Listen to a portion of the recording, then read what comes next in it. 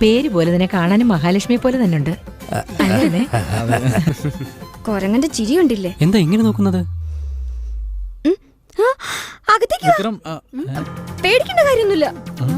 ഇവിടെ ഇരിക്കേ, ധൈര്യമായിട്ടിരിക്കേ, പേടിക്കേണ്ട കാര്യമൊന്നുമില്ല. നമ്മുടെ വീടാ.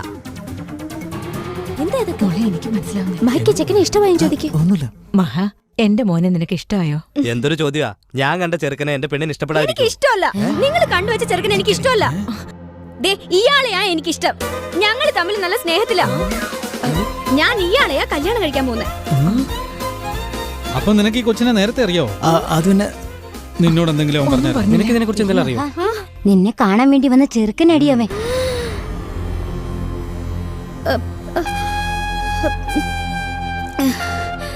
അത് എനിക്ക് തനിച്ചൊന്ന് സംസാരിക്കണം.